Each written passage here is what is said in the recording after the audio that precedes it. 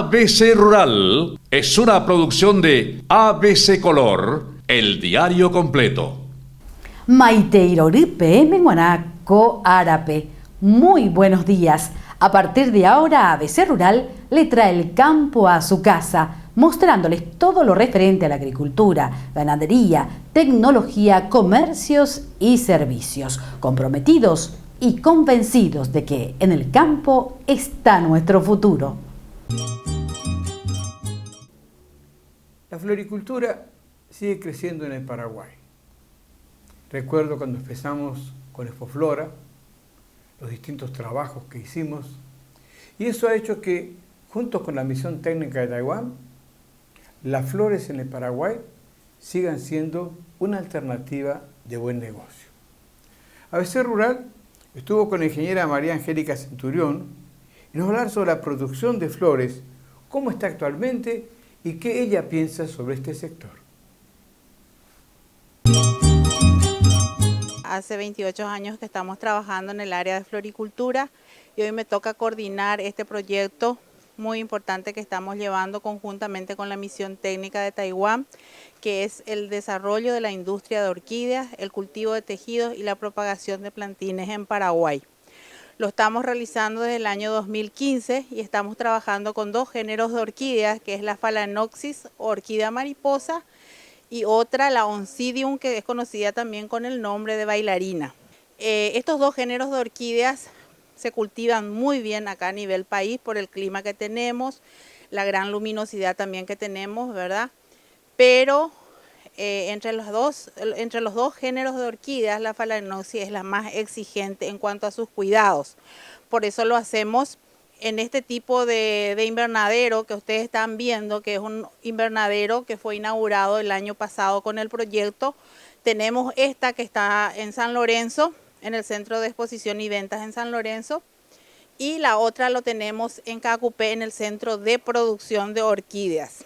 Actualmente el proyecto está trabajando con 51 productores de orquídeas ubicados en los departamentos de Cordillera, Central y Caaguazú. ¿Qué cantidad de plantines de orquídeas están produciendo actualmente?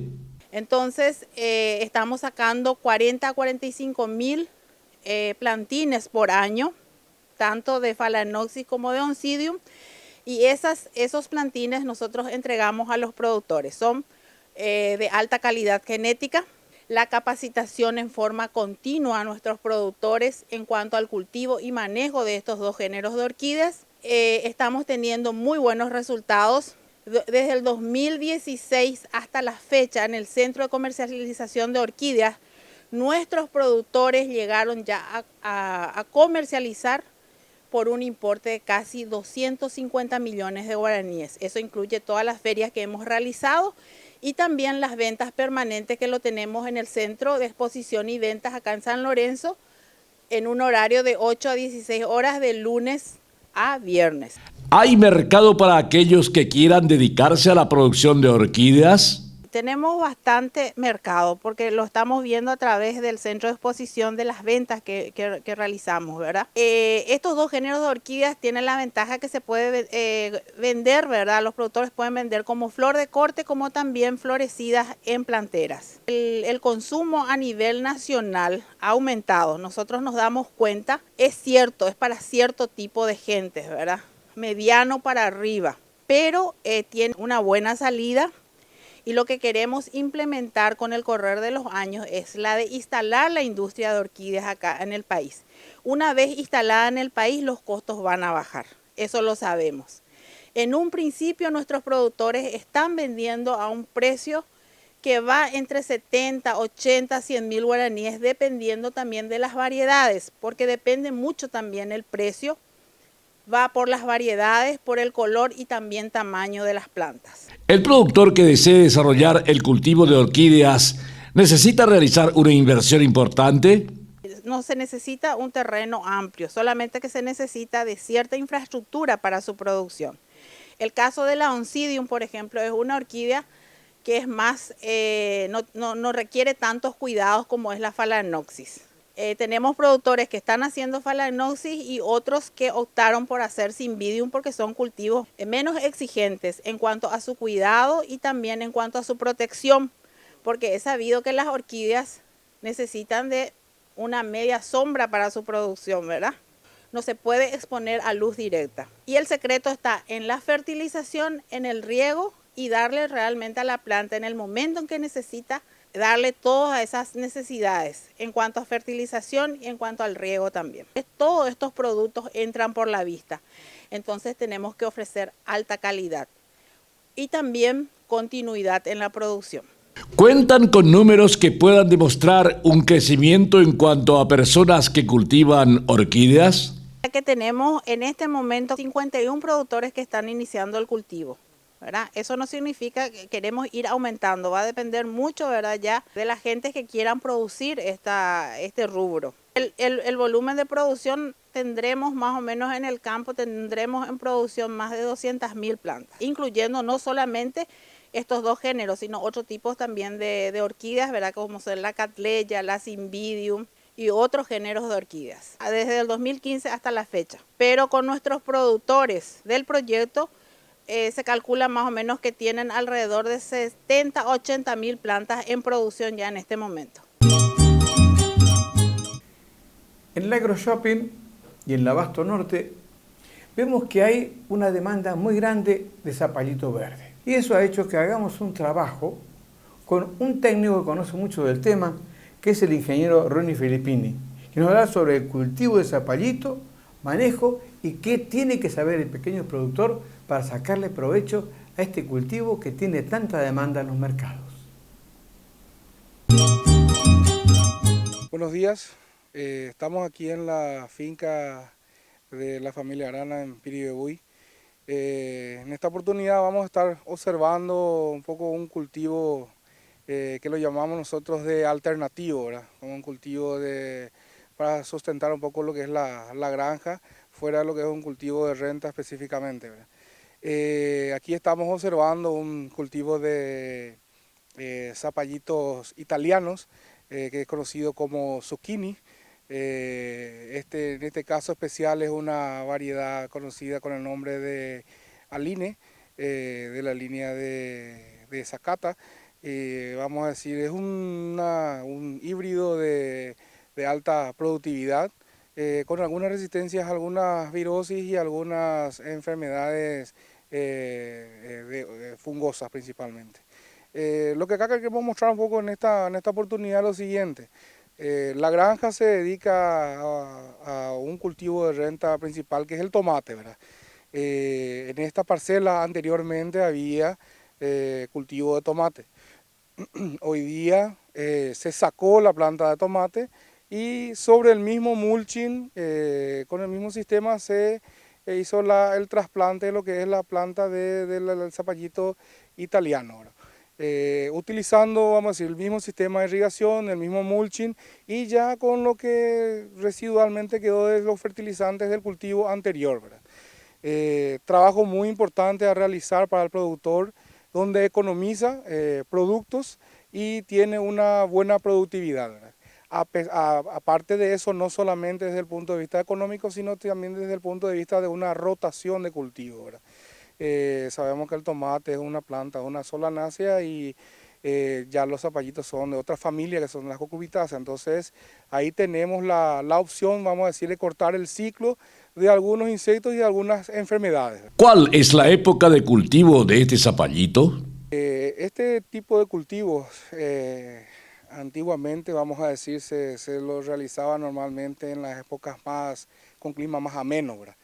Donde entrábamos a partir de marzo para adelante en estos cultivos, ¿verdad? Hoy día, vamos a decir, ya los materiales genéticos nos permiten trabajarlo durante todo el año, ¿verdad? Entonces en diferentes condiciones, ¿verdad? Con los cuidados correspondientes para cada época del año, ¿verdad? Acá, como vemos, la estructura que se está utilizando es una estructura que anteriormente se utilizaba para el tomate, ¿verdad? Entonces tenemos media sombra, tenemos mulching, tenemos sistema de riego por goteo, ¿verdad? Lo ideal es trabajarlo en esas condiciones, ¿verdad? También tenemos la opción con este material de trabajarlo, vamos a decir, sin media sombra y también sin mulching, ¿verdad? Solamente que hay que tener en cuenta de que vamos a tener más trabajo y probablemente un poco más de costo de mano de obra, ¿verdad? Y hoy día una de las limitantes en la producción hortícola es la mano de obra calificada para realizar los trabajos, ¿verdad? Al comprar una semilla híbrida de este tipo de zapallito u otro tipo de hortalizas, estos deben ir acompañados de lo que se denomina como paquete tecnológico. Dentro de lo que es un manejo cultural de las hortalizas y teniendo en cuenta este cultivo que es el zapallito italiano, vamos a decirlo, todas las plantas tienen un manejo desde el punto de vista fitosanitario, ¿verdad? Existen productos que son utilizados en forma preventiva y existen productos que se utilizan en forma curativa, ¿verdad? Cuando hablamos de situaciones preventivas, las aplicaciones pueden ser realizadas en forma semanales o en forma quincenales, ¿verdad? En el caso de ser curativo, ahí nosotros tenemos que monitorear las plantas en forma constante para ver si existe algún ataque de alguna enfermedad o algún hongo para poder aplicar un producto específico sobre él. A diferencia, vamos a decir, de lo que es un cultivo extensivo, en el cual uno ya tiene un paquete tecnológico de producción, vamos a decir, donde ya incluye semillas, defensivos, fertilizantes, que una línea que ya, vamos a decir, debe ser aplicada como un paquete tecnológico. ¿Qué recomendaciones puede darle a los productores en caso de posibilidades de fríos intensos o heladas? Dentro de un manejo del cultivo y teniendo en cuenta las condiciones climáticas, en esta época de invierno, vamos a llamarlo, podemos tener algún acontecimiento, como le llaman, de heladas, ¿verdad? ¿Cómo manejarlo el tema de las heladas en los cultivos? Importante tener en cuenta lo siguiente, ¿verdad? Existen materiales que son, vamos a decir, son más adaptados a las condiciones de la época, vamos a decir, pero así también existen algunas técnicas que podemos utilizar para poder manejar lo que es el tema de las heladas, ¿verdad? Uno de ellos es trabajar, vamos a decir, una parte más económica de repente, pero menos ecológica, que es el tema de hacer humo, por ejemplo, ¿verdad? Ya sea, personalmente no hago ninguna recomendación con cubiertas, sí de repente podría ser en el caso hipotético con alguna serrín, alguna cosa de esas direccionadas en diferentes puntos de la parcela. La utilización de agua también es uno de los factores, uno de los elementos que pueden ayudar al productor a que pueda disminuir el efecto de las heladas, ya sea regando los pasillos como las plantas mismas, ¿verdad? Tratando de sacar la acumulación de hielo que pueda tener las hojas. Y posteriormente ya entraríamos con otro sistema que sería la utilización de algún tipo de manto, ¿verdad? Un manto que le llaman de manto térmico, que podría ayudar bastante bien para lo que es el tema de las heladas, ¿verdad? Media sombra es un elemento que, vamos a decir, no es su función controlar las heladas, más hay algunos productores que utilizan, perdón, ese sistema para amenizar un poco el problema de las heladas. O sea, en forma conjunta yo creo que sería bueno estar trabajando de repente con algún tipo de manto y con algún tipo de irrigación diferenciada.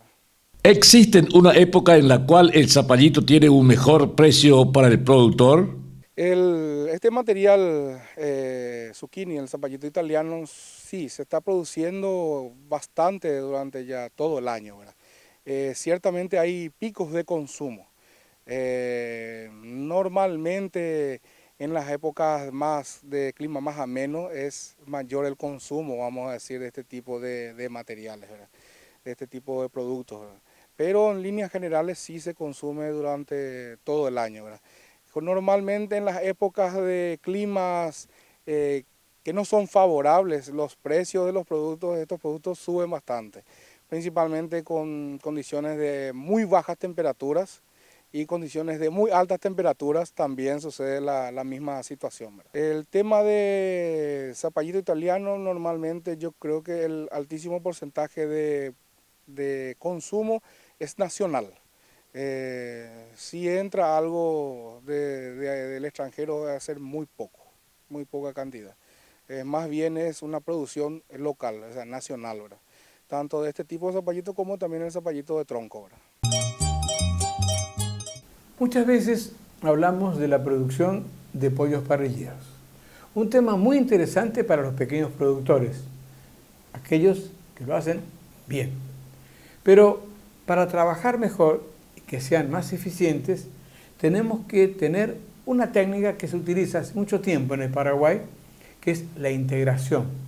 O sea, aquellos productores que trabajan con una empresa que le da los pollitos, la alimentación y la asistencia técnica. Además, le compra toda la producción y va a la faena.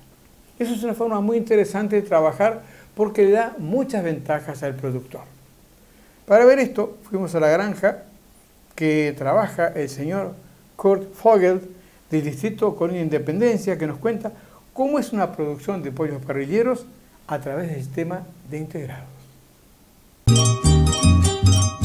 El equipo de ABC Rural llegó hasta la zona de Melgarejo en el distrito de Colonia Independencia, departamento del Guairá, donde conocimos una granja de producción de pollos parrilleros que cuenta con 2 galpones para 29.000 aves cada uno. De acuerdo a nuestro entrevistado, en los mismos se utiliza como cama para las aves la cascarilla de arroz, que es actualmente lo más eficiente por la absorción de los desechos y que es lo más económico. Destacó además que los pollitos son traídos con un día de vida después de incubados y de ahí en adelante ya se trabaja en su desarrollo. Pero, ¿qué diferencia hay entre pollitos y pollitas y de dónde son traídos? Si viene acá, los paraguayos vienen 50-50%, pollas o pollos. Si vienen de Brasil, casi siempre vienen clasificados porque las pollas se utilizan para la reproducción. Entonces clasifican y viene más o menos en un porcentaje de 80-20, siendo que para nosotros granjeros tiene una pequeña ventaja porque los pollos suben más de peso. Una vez que llegan los pollitos, ¿qué se hace con ellos? Una vez que llegan los pollitos, el galpón se achica a 40 metros porque hay que mantener una temperatura de 32 grados, ya que ellos no generan calor propio con calentadores. La mayoría tienen calentadores a leña. En mi caso yo tengo calentador eléctrico y a gasoil.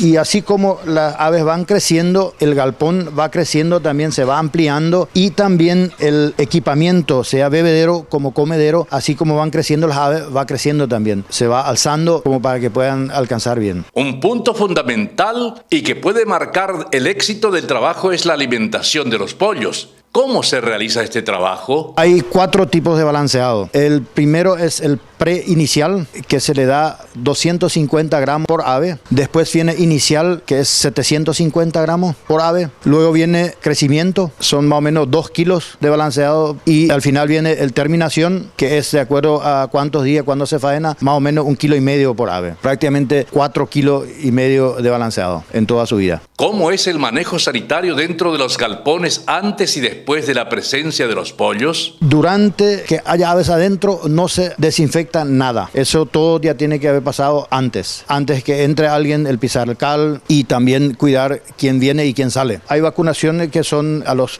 primeros 7 días, sea la primera vacuna y después a los 14 días un refuerzo, un Boro y Newcastle. De acuerdo a lo señalado por nuestro entrevistado, él mismo está trabajando con el sistema de granjas integradas y que tiene como principal referente a la cooperativa Carlos Fanel, que se encarga de la provisión de pollitos, alimento, asistencia técnica, faena y comercialización de las aves que se terminan entre 40 a 42 días con un peso ideal de 2 kilos 400 gramos aproximadamente. Siguiendo con lo que es el manejo de un galpón de pollos, el señor Vogel nos habló sobre el tema de iluminación y aireación del mismo. El sistema de luz de granja a granja cada uno tiene su teoría. Muchos tienen 24 horas, no apagan la luz. En mi caso, yo sí apago la luz. Gradualmente voy un poquito aumentando y no más de 1 hora y media, porque después, si se le hace dormir más de 1 hora y media, se despiertan con tanta hambre y se molestan y se lastiman alrededor de los comederos. Entonces, mi experiencia propia o mi teoría, que no siempre tiene que ser para todos, 1 hora y después prender otra vez la duda y después poder apagar otra vez. Pero ellos no más que 1 hora. Nosotros acá sí apagamos la luz para que puedan dormir un poco y gradualmente vamos aumentando y así también disminuyendo cuando va hacia la faena. Acá los primeros 15 metros es la entrada de aire. En el fondo ustedes ven que son extractores, chupan de acá y ventilan todo el galpón. Las aves producen amoníaco. Como ustedes se dan cuenta, acá hay aproximadamente 8.000 aves y no hay ni un poquito de olor a nada. La granja que visitamos cuenta con galpones que tienen un sistema computarizado de aireación donde los ventiladores trabajan de acuerdo a la temperatura y humedad del ambiente y se denomina sistema de presión negativa, ya que cuando hace calor se cierra el galpón y los ventiladores empiezan a estirar el aire que hay adentro del mismo y sacarlo hacia afuera, tal como se ve en la gráfica. ¿Cómo es el manejo de la cama de las aves una vez que se realiza la cosecha de las mismas? Yo acá particularmente cambio después de cada zafra la cama, que no todos hacen así porque el abono es mejor si es que es de 2-3 veces, pero en mi caso yo cambio y he destinado para abono pastura o para caña de azúcar, que ahora muchos no quieren abonar porque el precio de la caña se fue abajo. ¿Cómo es la alimentación de los animales? El balanceado viene por estos tubos, por este tubo blanco acá arriba, viene acá en estas tolvas, de ahí viene el silo y luego allá al fondo hay un plato comando, ese se vacía y hace arrancar y va cargando siempre cada hilera. Estos son los bebederos donde también, de acuerdo como van creciendo las aves, se le aumenta la presión para que cuando picoteen directamente prácticamente el agua se le chorree a la garganta y no gotea. Como se ve, no está húmedo debajo del... ¿Cómo manejan la temperatura del ambiente? La temperatura empieza con 32 grados. Así como van creciendo las aves, va bajando. Y al final sería lo ideal, 24 o 25 grados, que no siempre, en nuestro verano no siempre se logra, ¿verdad? Pero en eso también, si se ve ahí los caños blancos, es un sistema de nebulización que también a cierta temperatura arranca y baja muchísimo la temperatura. Ese también siempre hay que ver, comparar con la humedad del ambiente, porque si es tan húmedo y uno se va rociando todavía, entonces es peor todavía y empieza a fermentar, se moja todo. La mortandad es hasta 5%, es tolerable, pero nosotros gracias a Dios estamos en 2 y debajo por ciento de mortandad. Estamos hablando de nuevas tecnologías. Fíjense que vamos a hablar de un tema muy interesante que es el control de plagas en agricultura de precisión. Un trabajo que ABC Rural hizo con el ingeniero Nils Kaiser, que nos habla sobre un sistema de control de plagas y enfermedades utilizando datos obtenidos por medios de agricultura de precisión. Temas que en estos momentos son fundamentales porque la producción debe ser al máximo para obtener mejor rendimiento del suelo. Paraguay ha crecido bastante en los últimos años en todo lo que tiene que ver con la implementación del uso del sistema de agricultura de precisión. Inicialmente, estos trabajos se concentraban en todo lo que tenía que ver con recuperación de suelo e identificación de áreas degradadas o de poca fertilidad. Sin embargo, esto ha avanzado y ahora el enfoque ya se da hacia el control de plagas y enfermedades con el uso de este moderno sistema.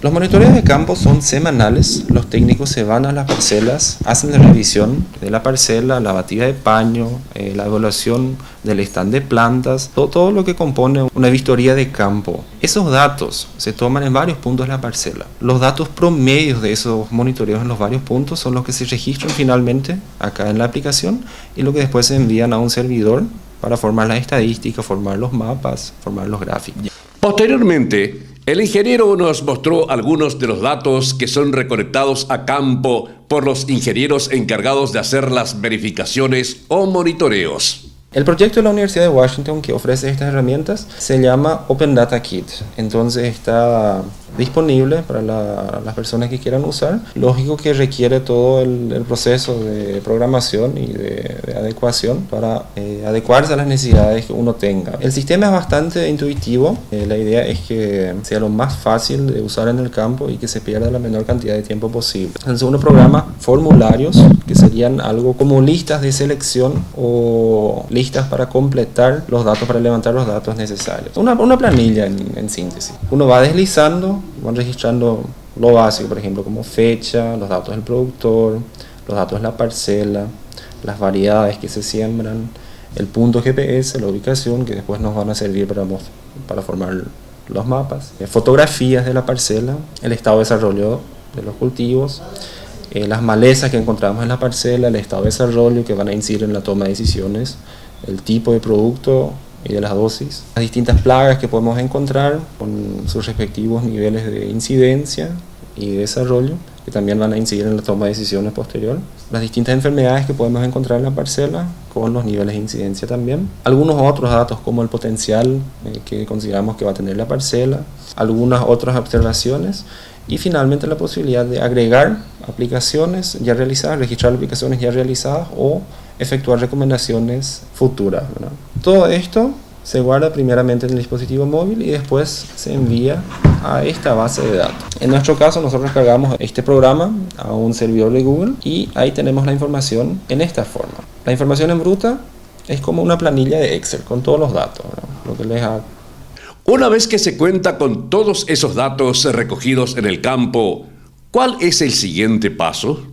A partir de aquí le permite a uno formar diferentes tipos de mapas o diferentes tipos de gráficos. Por ejemplo, el mapa principal es una semana determinada de nuestro monitoreo de maíz de la zafra pasada. Tenemos un mapa semáforo en este caso. Tenemos acá la idea en qué situación se encuentran nuestras parcelas. Los puntos verdes representan las parcelas que están en situación normal, que no requieren ninguna intervención. Aquellos puntos que están de color amarillo son aquellos que van a requerir algún tipo de aplicación en los próximos días. Y aquellos que están con una coloración roja ya son parcelas donde la aplicación tiene que realizarse en forma urgente o donde ya se atrasó la aplicación. Por ejemplo, acá si damos clic al punto rojo, nos abre una ventana con la información de las parcelas, de en qué fecha se realizó el monitoreo, cuál fue el productor, cuál fue el material, un link a la foto y otros detalles. Por ejemplo, voy a abrir aquí uno, vamos a tomar aquí en punto amarillo. Este es un monitoreo realizado el 25 de febrero de este año. Abrir acá la foto. Mientras abre yo vuelvo aquí,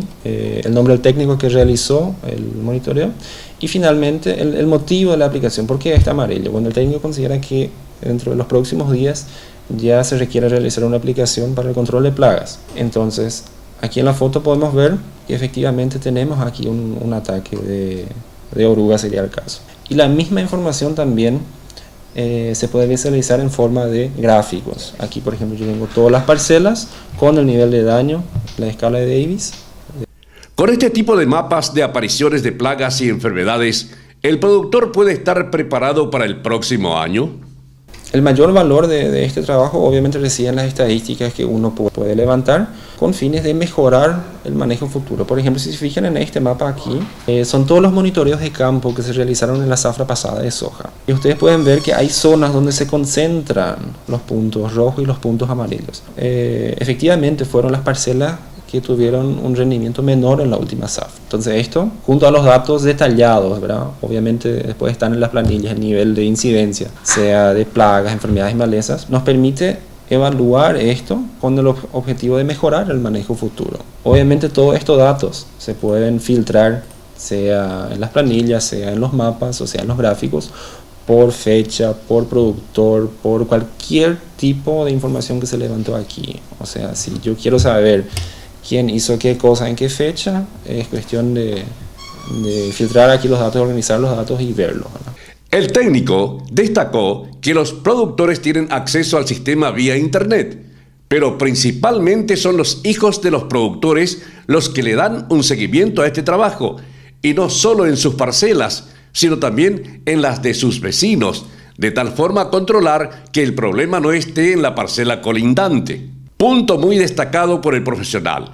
Tiene que ver también con que gracias a este tipo de trabajos, el productor puede evitar aplicaciones innecesarias o en su defecto, en ocasiones, aplicar más productos para lograr un control efectivo del problema.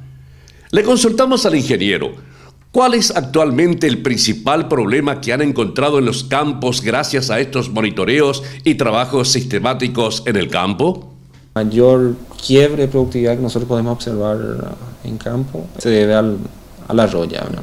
Principalmente en las siembras más tardías, ¿verdad? Las siembras tempraneras normalmente tienen una menor presión, se consigue controlar bien la roya con las aplicaciones fungicidas. En las siembras tardías aún realizando un buen programa de control, indiscutiblemente hay una cierta pérdida de productividad. Si tenemos un año lluvioso como fue el año pasado, obviamente la presión es mucho mayor que la normal, ¿verdad?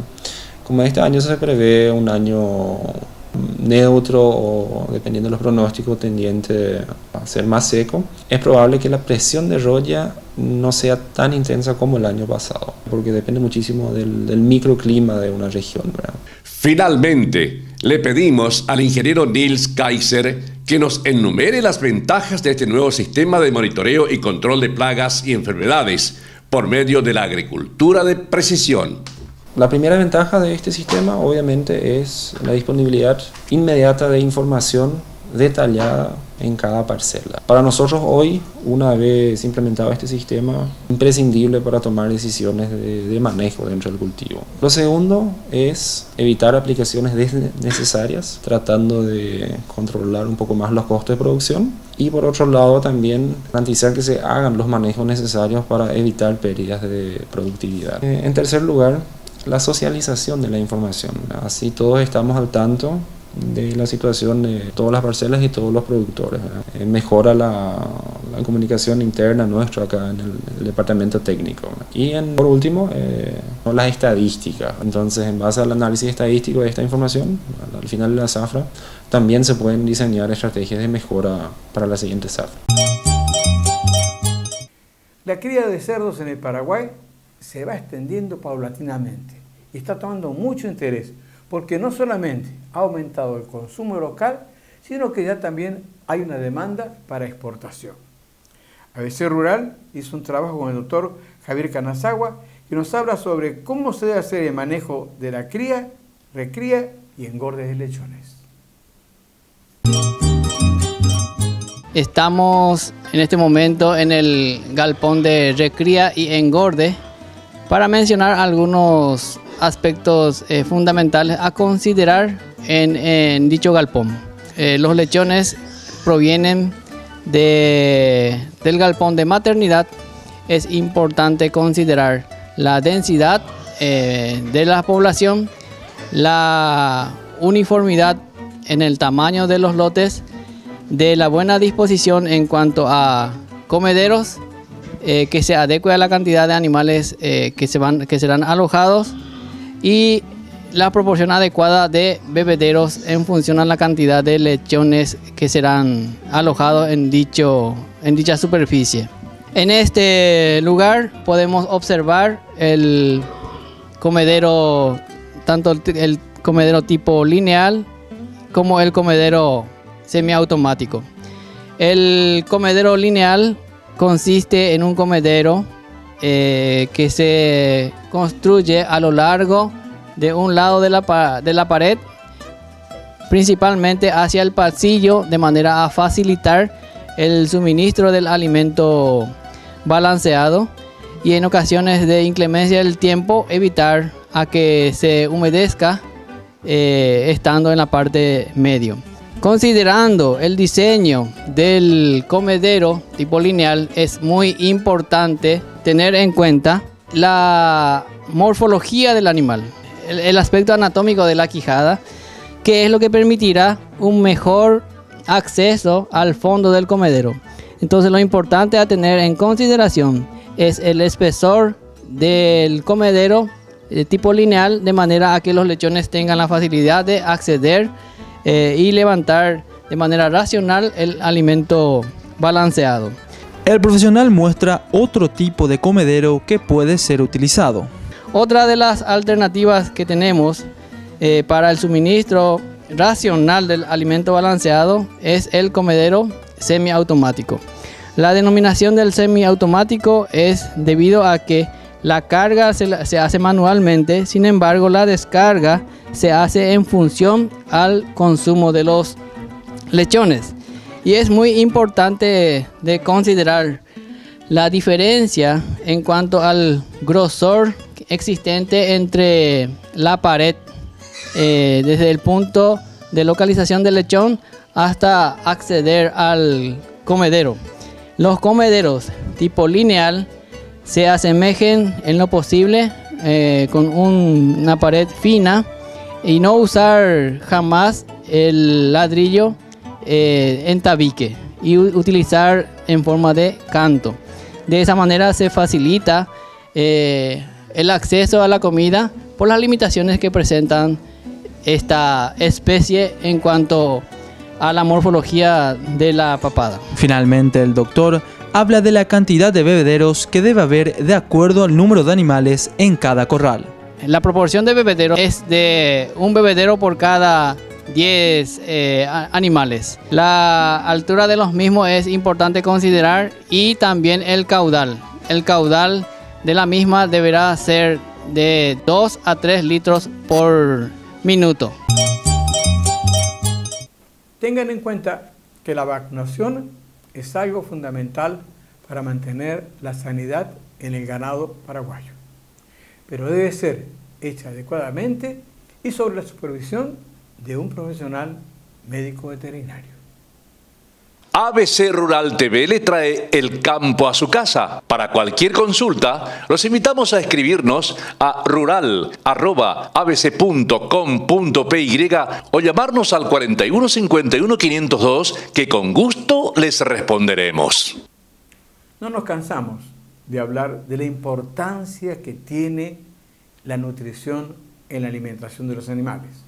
Siempre les digo que de acuerdo a quien lo tome, está entre 60 y algo más del costo de producción. Por eso vamos a hablar sobre un tema de alimentación de lecheras. Hicimos un trabajo con el ingeniero Miguel Cano Fatecha, que nos habla sobre la nutrición de vacas lecheras, principalmente apuntando que este término debe ser aplicado adecuadamente por los pequeños productores. Nosotros desde el Viceministerio de Ganadería, dependiente del Ministerio de Agricultura y Ganadería, ¿verdad?, estamos dentro del programa de fomento de la cadena láctea. La finalidad y el objetivo de nosotros es el pequeño productor destinado, ¿verdad?, al que más necesita, ¿verdad? Entonces nosotros obviamente asistimos a medianos, a grandes también, pero nos encaramos mucho primeramente con el pequeño productor. Y justamente empezamos con el tema de nutrición animal, que es uno de los problemas que muchas veces el productor en su finca no llega a solucionar muchas veces. ¿Cuán importante es la división de potreros en una producción lechera a nivel de pequeños productores? Es básico, pero es indispensable, es necesario. ¿Por qué? Porque el productor muchas veces no se da cuenta que al pasto hay que tratarle como un ser viviente, donde el cual debe ser manejado. Tiene que su momento de ocupación y tiene su momento de reposo. Entonces nosotros muchas veces al productor no podemos decirle, depende mucho, el momento de ocupación y el momento de reposo depende de la especie que el productor está utilizando. No todos son iguales, por eso, pero a la hora de llegar al campo, de ficarle, tenemos que darle una receta. Esa es muy difícil, es mucho en el tema de nutrición animal. Entonces lo que hacemos es decirle, máximo de 1 a 3 días, animales sobre el piquete, a partir del 4º día ya retirado, dejar descansar. Entonces eso es lo que es la recomendación. Están usando, gracias a Dios muchas veces miramos y nos alegramos nosotros, por eso el pago que nosotros recibimos muchas veces llegamos y el productor dice, ingeniero o mis compañeros mismos, doctor, le dice, vemos la diferencia, estamos viendo a la hora de dividir el piquete y vemos cómo nuestro pasto crece y vemos nuestra mayor producción de leche. ¿Qué deben hacer los productores en invierno, que es la época en la que falta pasto? Y justamente, cuando vos haces la división de piquetes, un piquete vos podés dejar, una superficie puede dejar, tanta hectárea puede dejar para reserva, conservación. Eso es lo que le mostramos, que no necesariamente el pequeño productor necesita un tractor para hacer un silo, ¿verdad? Con una simple bolsa y compactado a mano puedes hacer un silo. Entonces deja, a la hora de dividir esos piquetes, utilizar mejor su pasto, lo que hace es dejar ese forraje para poder conservar y utilizar posteriormente en la época de frío, ¿verdad? Hacer silo o heno. Heno también se puede hacer. Los asistentes a la charla consultaron sobre ¿el uso del coco en la alimentación del ganado lechero? El coco obviamente es una de las materias primas que tenemos mucho en nuestro campo, ¿verdad? Entonces ese coco muchas veces el productor utiliza, ¿verdad? Muele, ¿verdad? Y utiliza en forma de como un aporte, como un concentrado. Eso, en esa forma directamente en la finca, va a tener un aporte nutricional, obviamente, para la alimentación animal. Pero muchas veces el exceso de coco puede desencadenar, muchas veces en el animal es para carne, un sabor dulzón a la carne, o en la leche también ese sabor extraño, dulzón también, el exceso. Entonces, la recomendación que nosotros hacemos es no exceder más del 30% de la ración, la cantidad de coco o que puede utilizar, ¿verdad? Entonces hay diferentes tipos de aporte, puede ser almendra de coco o pulpa de coco o espeler de coco, es lo que normalmente se encuentra, pero ellos normalmente usan directamente la finca, muelen y utilizan, ¿verdad? Entonces la recomendación es eso, ¿verdad? Si un productor nutre a su vaca lechera criolla con una mejor calidad de forraje y un buen balanceado, esta vaca que habitualmente da 5 litros por día, ¿podría aumentar su producción de leche? Claro que sí. Cuando el pasto se utiliza de buena forma, cuando se le da una utilización correcta, se aumenta la producción de leche. Ese aumento es lo que hay que definir muchas veces, porque el productor lo que desea muchas veces es producir por encima de 20 litros, ¿verdad? Pero ¿cuándo te cuesta darle de comer a una vaca que produzca por encima de 20 litros? Entonces, ¿por qué no producir nomás 10 litros, pero vos gastás lo menos posible, ¿verdad? Y como la única forma de gastar poco, usando el pasto, ¿verdad? Entonces lo que hacemos la recomendación es aumentar tu producción dándole buena forma y va a gastar lo menos posible para producir 1 litro de leche, ¿verdad? ¿Qué alternativas proteicas y energéticas de alimentar a su vaca tienen un pequeño productor que no tiene la posibilidad de estar comprando balanceados? Por ejemplo, en la finca nosotros tenemos experiencia, por ejemplo, del uso del Kuman de Abraí, por ejemplo, como un aporte proteico. Cuando el Kuman de Abraí se puede forrajear complementando con el pasto camerún o con de otras especies, vos tenés un aporte proteico cuando le das Kuman de Abraí. La mandioca mismo puede tener un aporte nutricional también proteico, si se usan hojas y tallos, ¿verdad? Solamente que la mandioca hay que atender, ¿verdad?, en la cantidad de ácido cianhídrico, por eso no se recomienda más de 2 kilos por ración por ciento. Entonces, tenemos mucha riqueza de materias primas, pero hay que saber utilizar, hay que saber qué aporte. Entonces, el productor obviamente no maneja esos datos. Entonces, para eso estamos nosotros con el programa, ¿verdad? Para ayudarle en ese aspecto y educarle a nuestro productor en que diferentes materias primas tienen diferente aporte nutricional. Entonces, hay que complementar y hay que balancear. Un productor que compra una vaca criolla que da 5 litros de leche por día y quiere que la misma aumente su producción, ¿cómo debe ser alimentada en forma práctica? Nuestro país, nuestra región y bajo nuestras condiciones tanto climáticas como edáficas, siempre la recomendación, ¿verdad?, tanto para la producción, lo que sería la parte de producción de carne, ¿verdad?, y lo que sería de leche, ¿verdad?, se usa diferentes proporciones. Acá en nuestra región se adecua mucho lo que es el 70-30, 70% de pasto y 30% de concentrado. Puede ser 60-40, 60% de pasto, 40% de concentrado. O en muchos casos en lo que es la lechería en sí, 50-50, 50% de pasto, 50% de concentrado. Obviamente siempre dependiendo de la realidad del productor, ¿verdad? Porque el productor tiene una realidad que hay que respetar. No sabemos él si le puede dar más concentrado, entonces obviamente podemos bajar la cantidad de pastos, ¿verdad? Pero ese pasto no le debe faltar a la ración del animal en sí. ¿Cómo pueden hacer los comités de productores para recibir las charlas sobre nutrición en ganado lechero? Justamente, nosotros estamos en las oficinas del Viceministerio de Ganadería, Ciencias Veterinarias Casi Mariscal Estigarribia, en lo que sería detrás mismo nosotros, en el edificio mismo de Senaiza, estamos también nosotros ahí en la parte del segundo piso. Nosotros lo único que pedimos es que el productor esté organizado, en comité, no podemos asistirle a productores individuales, entonces esa es la única exigencia. Entonces ellos nos visitan, hacen una nota dirigida al viceministro, ¿verdad?, pidiendo la asistencia técnica, nosotros recepcionamos la nota y nos organizamos, ¿verdad? Nuestra planificación obviamente es muy estricta, entonces muchas veces nos damos abasto en la cantidad de comité que tenemos que asistir, pero tratamos de complementarnos con el pequeño pero gran equipo que tenemos. A medida que ABC Rural recorre todo lo que es la producción agropecuaria, vemos que hay muchas posibilidades. Y es por eso que nosotros en ABC Rural seguimos creyendo que en el campo está nuestro futuro. Pero también vemos que lo que se produce en el campo ya se industrializa y con excelente calidad. Es por eso que les recomendamos que consuman lo que el Paraguay produce. Pero recuerden que la educación es la base del desarrollo de las comunidades. ABC Rural les trae el campo a su casa por ABC TV. Nos pueden ver en Canal 50 de Personal TV, Canal 10 de Claro TV, Canal 10 Copaco TV. Estamos en todas las cable operadoras del interior del país. Además, cruzamos la frontera y ya llegamos a Formosa, Argentina, en el Canal 50 El Colorado, Canal 52 en Villafañe y Canal 34 en Río Negro. También seguinos en Canal Agrotendencias, que se emite en Venezuela y todo el Caribe.